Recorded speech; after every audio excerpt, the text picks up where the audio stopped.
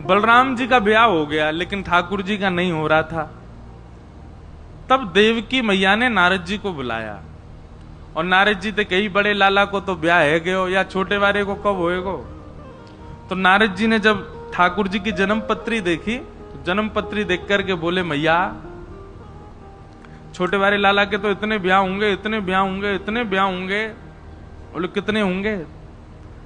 बोले अगर आप हर दिन वर्ष को, मतलब वर्ष में जितने दिन है, हर दिन अगर सोचें एक एक बहू से मिले तो एक वर्ष में वो पूरी नहीं होंगी, इतने ब्याह होंगे। बोले होगा कब, अब लाला बड़ो है तो जा रहा। वैसे ठाकुर जी 16 वर्ष के ही रहते हैं, इससे बड़ी आयु ठाकुर जी की नहीं होती। वर्ष गिने जाते हैं कि ठाकुर जी कितने वर्ष धराधाम पर रहे, पर ठाकुर जी अपने 125 वर्ष की आयु तक ठाकुर जी पृथ्वी पर रहे, भगवान श्री कृष्ण। पर 125 वर्ष के समय काल तक भी ठाकुर जी 16 वर्ष के ही लगते थे। भागवत जी में प्रसंग आता है कि भगवान का पुत्र 50 वर्ष का, भगवान का पौत्र 25 वर्ष का। तो पहले तो पुत्र आया तो उसके सफेद दाढ़ी है, सफेद मूंछ सी है, सबने कही वो कौन, ये द्वारिकाधीश जी के पुत्र हैं। इतने में ही एक युवा जैसा आया, उसके काली दाढ़ी, काली मूंछ, काले बाल हैं, केश हैं। बोले ये कौन? ये भगवान का परपौत्र है। इतने में ही नेक से ठाकुर जी कूदते फांदते आए। बोले ये कौन है? बोले ये दादाजी हैं।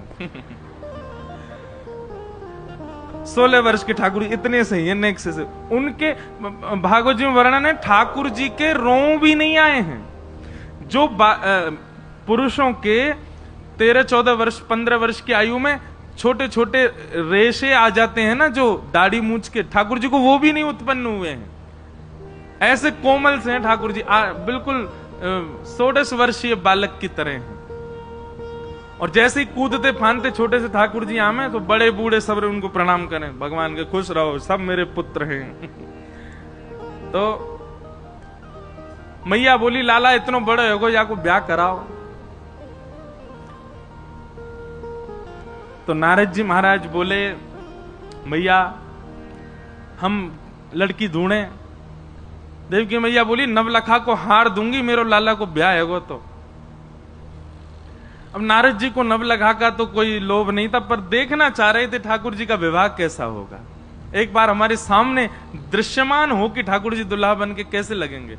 और उसी दिन से वो चिंतन इतना व्याप्त हो गया नारद जी को, अब लग गए नारद जी ढूंढने में कि लाल जी का ब्याह होना चाहिए। तभी नारद जी भ्रमण करते करते कौंडन्यपुर पहुंचे। वहां भीष्मक राजा की पुत्री रुक्मणी जी को जब देखा, रुक्मणी जी को देख करके नारद जी बोले वाह ये बिल्कुल उचित है हमारे ठाकुर जी के लिए।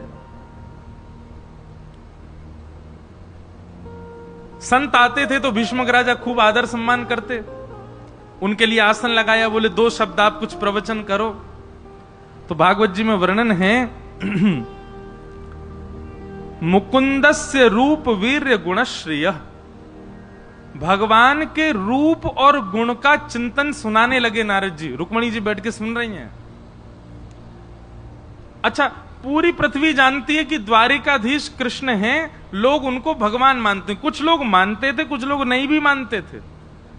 कुछ लोगों को लगता था ऐसे ही बस बना दिए बात, कोई भगवान थोड़ी होंगे। पर जब उनके पराक्रम को सुनते तो लोगों को लगता भी था हो सकता है भगवान हो, पर्वत उठाया, हो सकता है भगवान हो, महाभारत के युद्ध में सारथी बने रहे, एक बाण स्पर्श नहीं होने दिया, हो सकता है भगवान हो, 16,108 ब्याह किए।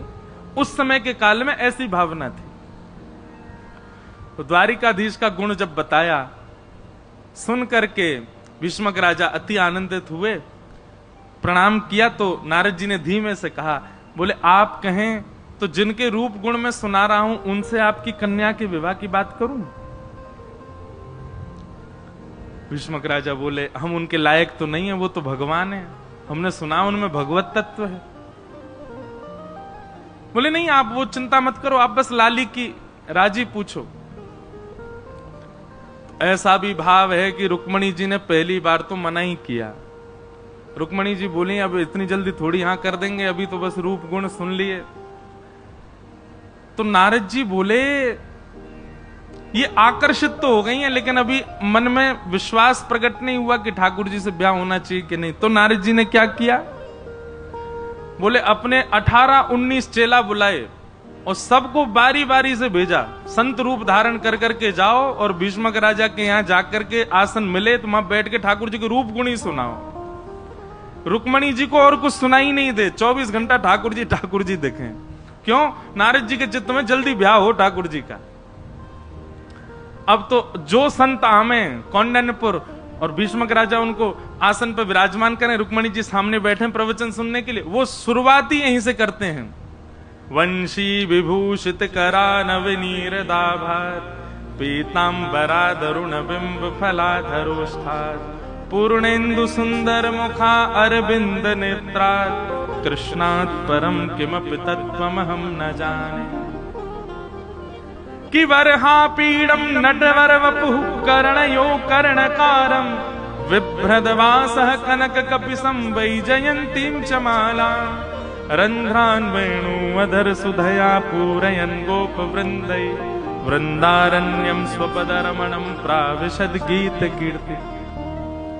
पहले तो रुक्मणी जी बोली ये सब एक ही कृष्ण की चर्चा क्यों करते रहते हैं, लेकिन ठाकुर जी की चर्चा में, सब लोग इधर देखो, ठाकुर जी की चर्चा में एक अलग प्रकार का एडिक्शन है। हो सकता है पहली बार में आपका आकर्षण थोड़ा हो, पर जब आप बार बार सुनेंगे ना तो ऐसे है जाओगे कि आप कृष्णमति, कृष्ण गति, कृष्ण, ये होगा। आप निद्रा में सोएंगे तो भी आपको ठाकुर जी दिखेंगे, कहीं चल के जाओगे तो भी ठाकुर जी दिखेंगे, कहीं बैठोगे तो भी ठाकुर जी का स्मरण होगा। ये ठाकुर जी की चर्चा का एक एडिक्शन है। एक बार अगर या तो लगेगा नहीं और लग गया, उसके अलावा कोई भाएगा नहीं। अब रुक्मणी जी की स्थिति कैसी हो गई? रुक्मणी जी चलती हैं और कहीं मोर पंख की कोई सजावट देख लेती हैं तो रुक्मणी जी कहती हैं ऐसे ही पहनते हैं मोर पंख। कहीं जाती हैं नीले नीले तालाब को देखती हैं तो कहती हैं, कल एक संत आए थे वो बता रहे थे ऐसा ही वर्ण है उनका। कहीं जाती हैं पीतांबरी देखती हैं तो सोचते ओहो ऐसा ही वस्त्र पहनते हैं। अब रुक्मणी जी की स्थिति ऐसे हो गई, सोते जागते चिंतन में कृष्ण कृष्ण कृष्ण कृष्ण कृष्ण। अब इतने रम गए कृष्ण कि अब कृष्ण के अलावा कोई दिखता ही नहीं। रुक्मणी जी ने अपने पिताजी से कह दिया, बोले नारद जी को बुला के कहो अब मुझे वो जिनका वो प्रवचन करके गए वही दिखते हैं, अब मेरा उनसे ही ब्याह कराएं, अब मैं और किसी से ब्याह नहीं कर सकती। भीष्मक राजा ने तुरंत नारद जी को बुला के कहा, बोले आप द्वारिकाधीश से चर्चा करो। नारद जी तो बड़े प्रसन्न हो गए, दौड़ करके महाराज पहुंच गए द्वारिका। बहुत ध्यान से सुनना, भगवान से जाकर के बोले अब यही जो उन्होंने कौंडन्यपुर में जो लीला की, यही लीला वो द्वारिका में कर रहे हैं। भगवान ने बोला आइए आइए नारद जी विराजो, आसन पर बैठो, कुछ बढ़िया चर्चा सुनाओ। तो जैसे वहां कृष्ण की चर्चा सुना रहे थे, नारद जी यहां बैठकर रुक्मणी जी की चर्चा सुनाने लगे। आहा ऐसे मृग नैनी है, ऐसी पैनी सी नाक है, ऐसे वाक्य होठ हैं, चाल ऐसी, गुण ऐसा, स्वभाव ऐसा, शीलवान ऐसी। अरे भैया ऐसे प्रणाम करे संतन को, ऐसा बढ़िया प्रसाद बना के खवावे। ठाकुर जी बोले चर्चा से तो यूं लग रही है बड़ी सुघड़ कोई कन्या है। नारद जी बोले आपका विषय नहीं, आप मत सुनो। देवकी मैया आप कहो तो या लड़की से बात करूं ठाकुर जी की? बोले हाँ करो करो बात करो, कैसे ब्याह होना चाहिए आपको। ठाकुर जी ने भी फिर मना किया, नहीं, नहीं अभी रुक जाओ, इतनी जल्दी थोड़ी। विवाह प्रसंग में एक बार में हाँ नहीं करना चाहिए, थोड़ा विचार करना चाहिए। दो काम विचार करके करने चाहिए, एक तो घर बनाओ तो विचार करके बनाओ, और दूसरा विवाह करो तो विचार करके करो। जो इन दोनों में जल्दी करते हैं पछताते हैं। एक बार एक लड़का से कही ये तुम लड़की देखने जा रहे हो, एक बार में हाँ मत करना, 3-4 बार मना करना, ये अच्छे गुण होते हैं, 3-4 बार पहले मना करो फिर हाँ कर देना। वो ठीक है। लड़की देखने गया, जैसे जाके बैठा सब बात हुई, बोले कि बताओ भैया तुम क्या मने?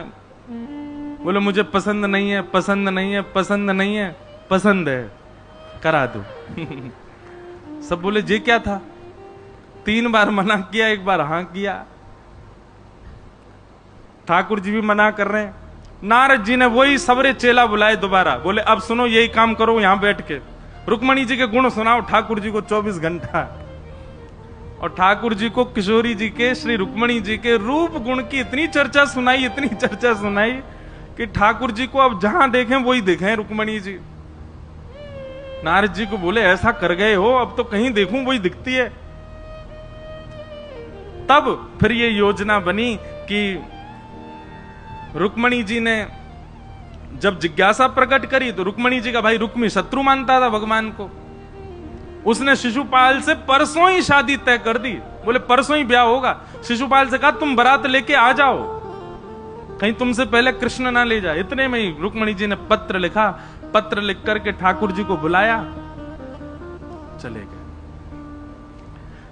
अब आई ठाकुर जी की ब्याह की बेला। रुक्मणी जी वापस आ गई, पूरा नगर सजाया गया, ठाकुर जी आए। भगवान ब्याह के लिए जैसी पधारे, शिशुपाल उसका ब्याह होना था। कहते हैं बाराती संग सैनिक लेके आया था 1 करोड़ भगवान के विवाह में। और विवाह संपन्न होते ही ऐसी मारकाट मची, 1 करोड़ सैनिकों को मारा ठाकुर जी ने अपने विवाह में। पूरी यदुवंशी और सब में युद्ध हो गया वहां पर, और युद्ध में सब मारे गए। और तब ठाकुर जी रुक्मणी जी को लेकर के द्वारिका पधार। बताओ कैसा ठाकुर जी के जीवन में कब संकट नहीं आया। जन्म लियो संकट आयो, नेक बड़े भय संकट आयो, नेक और बड़े भय संकट आयो। ठीक ठाक भई कि व्रत छोड़ के यहां आ गए, यहां पे आके चैन से बैठे ही है कि दोनों तरफ से मथुरा पर आक्रमण होने लगे। दौड़ करके द्वारिका गए तो फिर महाभारत युद्ध छिड़ गए, महाभारत से लौट के आए तो फिर ये सब क्रिया होने लगे। अरे अभी सुनियो, ठाकुर जी के जीवन में एक समय ऐसा नहीं रहा कि संकट नहीं रहा हो। विवाह में भी कुछ ना कुछ उत्पात मचता ही रहा। अब यहां तो गुड़ चढ़ी हो, वर्षा है जाती हो के अब सुकुन है गो। ठाकुर जी के में तो 1 करोड़ सैनिक मरे, खून खून है गयो महाराज। ये अब सगुन नहीं है, जीवन है। ये संसार दुखालय, यहां सबके जीवन में कष्ट आता है। ठाकुर जी अपनी लीला से हम सबको संकेत दे रहे हैं। मैं परब्रह्म होकर के ये सब फेस कर रहा हूं, तुम तो मानव हो, इसलिए घबराओ मत। भगवान का रुक्मणी जी के साथ में विवाह हुआ। रुक्मणी लक्ष्मी है, और लक्ष्मी का विवाह केवल कृष्ण से होता है, केवल नारायण से होता है। लक्ष्मी किसी और की नहीं हो सकती।